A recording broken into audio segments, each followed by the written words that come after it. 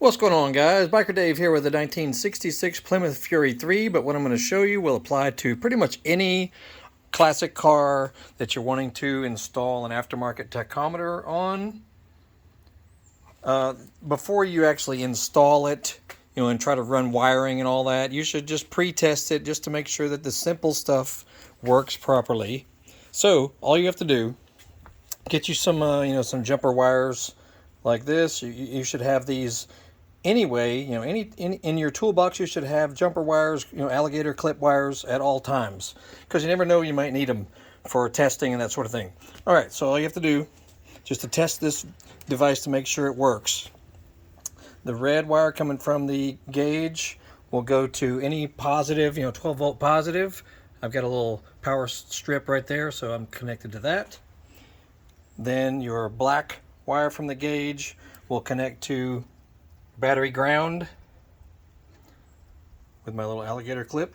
And then the most important one, the long green wire from the gauge goes to the negative terminal of your coil.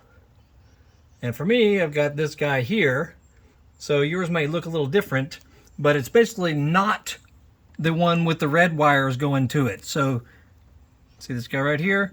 That's my negative for my coil. And just clip it to it, with a jumper wire. Make sure it's not touching any ground anywhere as far as the long green wire from the gauge. Okay. Now we're not going to worry about powering the light for the gauge right now.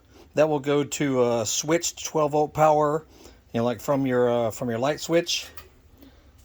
So anyway, after you've done all that, we'll crank up the vehicle and make sure it gives us a reading from the gauge. Here we go.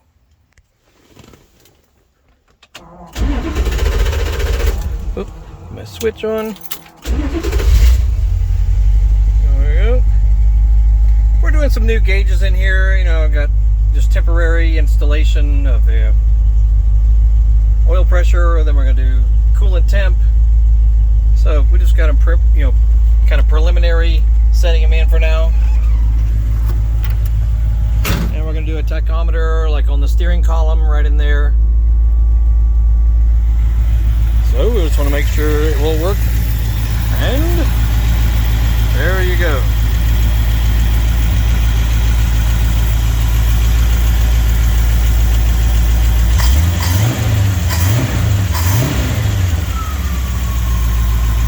That's all there is to it. So then when you do your final wiring, you'll know what to connect it to. You'll either need some 12 volt power in the cabin, a ground in the cabin. Those are all over the place in there, so they're pretty easy to find.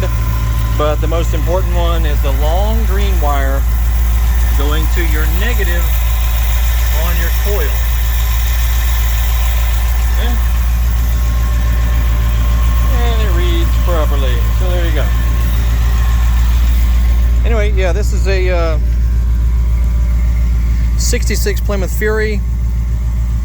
We're just doing some final, little touch-up work, I guess you'd call it, little detail work and things. Look at that. You can see the paint now, though.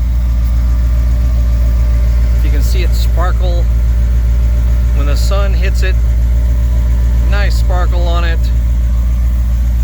Runs really good. So we're just doing some, just some final easy stuff, basically, to make it either look a little bit better, or simple little things, gauges and things, lights, stuff like that. We're just doing the easy stuff. Otherwise, she is running good. Anyway, so check out other videos. You'll see a playlist link thumbnail that'll pop up at the end of this video, as well as other stuff. Look in the description of this video to lead you to other areas of our channel, or our eBay store, Amazon store, Facebook page, stuff like that. You'll see all those links in the description of the video. There you go. You'll have a good day. We'll see you later.